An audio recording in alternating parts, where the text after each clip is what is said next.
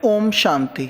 आज हम आपको मिलवाने जा रहे हैं सिस्टर बीके शिवानी जी के साथ, जो कि पिछले लंबे समय से ब्रह्म कुमारीज में अपनी सेवाएं दे रहे हैं और लोगों को एक नई जिंदगी दे रहे हैं। दिनांक 25 अप्रैल 2022 को विश्व शांति सदन झांडे में सिस्टर बीके शिवानी जी के द्वारा लोगों को काउंसिल किया गया। उन्होंने बताया कि हम अपने माइंड को कैसे फ्रेश रख सकते हैं। आज की बिजी लाइफ में मेडिटेशन एक आवश्यकता बन चुकी है। आइए करते हैं बातचीत सिस्टर बीके शिवानी जी के साथ। पंजाब प्लस चैनल पे आपका स्वागत है। आज हम आपको मिलाने जा रहे हैं बीके शिवानी जी के साथ, जो पिछले लंबे समय से अपनी सेवाएं दे रहे हैं ब्रह्म कुमारीज में और लोगों को एक नई ज़िंदगी दे रहे हैं। और आज भी जैसे लुधियाना में लोगों को माइंड को जो किस तरह से आपको पॉजिटिविटी में जाना है, किस तरह से आपने अपने आप को एक पॉजिटिव बैटरी बनाकर सभी को एक पवित्रता की वाइब्रेशंस देनी है, उसी पर इन्होंने आज सभी लोगों को काउंसिल किया।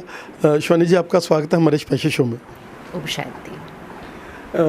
जी, क्या कहना चाहेंगे कि जैसे ये खुशबू फैल रही है और धीरे धीरे वर्ल्ड में जो है, पहले से जो बाबा का एक माइंड था कि सारे वर्ल्ड में ये जो है खुशबू फैले और फैल रही है और उसमें आप बहुत बड़ा निमित्त बन रहे हैं।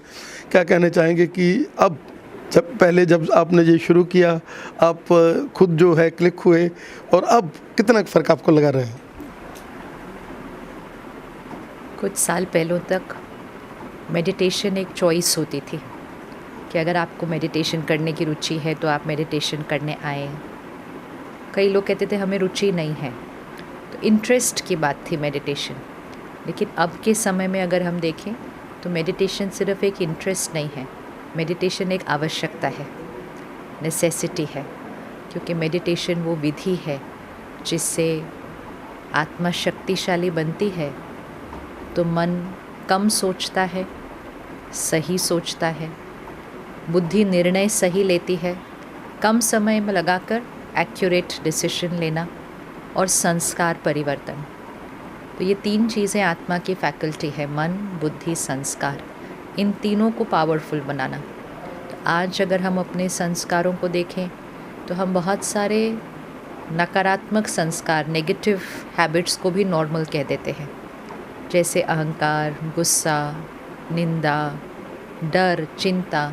इनको स्वाभाविक कह दिया है, इनको अपनी नेचर कह दिया है। मेडिटेशन हमें सिखाती है कि खुशी, शांति, शक्ति, प्यार, जिन चीज़ों को हम बाहर ढूंढ रहे हैं, ये हमारे संस्कार हैं, ये हमारे निज ओरिजिनल संस्कार हैं। पर ये संस्कार हम भूल गए, तो इन चीज़ों को हम बाहर ढूंढ रहे हैं। जैसे ही हम मेडिटेशन करते हैं तो ये हमारे ओरिजिनल संस्कार हमारे अपने हैं और इनको हमें हर कर्म में लेकर आना है। ये बहुत सहज होने लगता है, इतना इजी होता है, इस पे बहुत मेहनत नहीं करनी पड़ती है। बस थोड़ा समय रोज़ अपने आप को देते हैं और वो जो ओरिजिनल संस्कार हैं जिनको हम भूल चुके हैं तो बाहर ढूंढ रहे हैं। खुशी हम खरीदने की कोशिश कर रहे हैं, प्यार हम रिश्तों में मांग रहे हैं, जिनसे हम मांग रहे हैं वो हमसे मांग रहे हैं। दोनों एक दूसरे को दे नहीं पाते, रिश्ते बिखरने शुरू हो जाते हैं। तो जब हमें ये समझ में आता है कि प्रेम मेरा संस्कार है, मुझे ये किसी से चाहिए नहीं, मुझे सिर्फ उस संस्कार से जीना है, तो मेरे से वो औरों को मिलेगा, तो वो बहुत सहज होने लगता है। तो रिश्ते बदलने लगते हैं, शरीर का स्वास्थ्य बदलने लगता है, क्योंकि आत्मा के संस्कार परिवर्तन हो चुके हैं। बच्चों की पढ़ाई में एकाग्रता बढ़ जाती है, डिस्ट्रैक्शन नहीं रहती है, क्योंकि आत्मा की शक्ति संस्कार है। शक्ति कोई चाहिए नहीं, पावर जिसको हम रोल और पोजीशन में ढूंढ रहे हैं, वो शक्ति हमारा संस्कार है। तो आत्मा के जो निज संस्कार हैं वो मेडिटेशन से, ध्यान में बैठकर, साइलेंस में बैठकर, अपने आप से नहीं होता, सीखने आना पड़ता है। क्योंकि हम कई बार बस आंख बंद करके ध्यान में बैठते हैं, फिर हमसे होता नहीं है तो हम कहते हैं मुझसे ध्यान लगता नहीं है, मेरा मन इधर उधर बिखरता है, तो फिर हम मेडिटेशन करना छोड़ देते हैं। ध्यान करने के लिए सेंटर पर आइए। आप जहाँ जहाँ रहते हैं, हमारे 3-4 किलोमीटर के अंदर ब्रह्मा कुमारीज मेडिटेशन सेंटर है।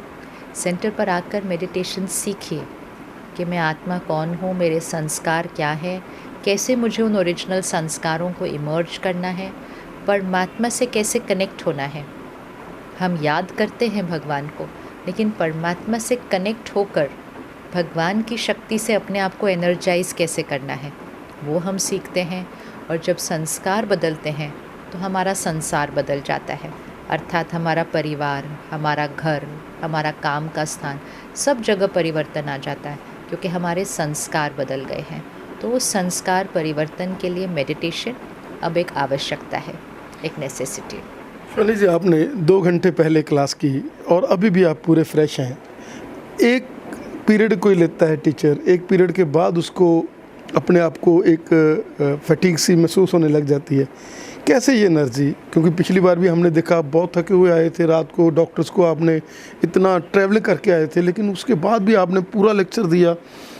मतलब ये माने कि ये यहाँ जो बैटरीज़ हैं, बहुत बड़ी बड़ी बैटरीज़ हैं। मतलब ये जो जैसे जैसे ज़्यादा मेडिटेशन हो रही है वैसे वैसे वो ताकतें, वो शक्तियाँ हैं जो वो भी काफ़ी बढ़ जाती हैं। थकावट 2 प्रकार की होती है, एक शरीर की थकावट, एक मन की थकावट। जो लोग शरीर का बहुत ज़्यादा उपयोग करते हैं, हम में से मेजॉरिटी उसमें नहीं है। जो जैसे कंस्ट्रक्शन का काम कोई कर रहा है तो उसको शरीर की शक्ति बहुत ज़्यादा लगानी पड़ती है, तो शरीर थकता है। हम में से मेजॉरिटी जो अपनी दुकान संभाल रहे हैं, ऑफिस जा रहे हैं, बिज़नेस कर रहे हैं, हम शरीर की शक्ति को ज़्यादा नहीं यूज़ कर रहे हैं, हम मन की शक्ति को यूज़ कर रहे हैं। तो एक्चुअली जब हम कहते हैं कि हम थके हुए हैं तो वो मन थका हुआ होता है, शरीर इतना नहीं थका हुआ होता। तो वो मन की थकावट हमारी सोच की वजह से होती है। ज़्यादा सोचेंगे तो थकावट होगी ही, और जब ज़्यादा सोचते हैं तो सोच की क्वालिटी बहुत अच्छी नहीं होती है, वो नकारात्मक होती है। तो नेगेटिव ज़्यादा सोचना वो ऑटोमेटिकली मन को थकाएगा ही। तो फिर छोटी छोटी चीज़ें करके भी थकावट हो जाएगी। अगर हम अपनी सोच पर थोड़ा सा ध्यान दें, सही सोचें, अच्छा सोचें, तो ऑटोमेटिकली कम सोचेंगे तो थकावट भी नहीं होगी।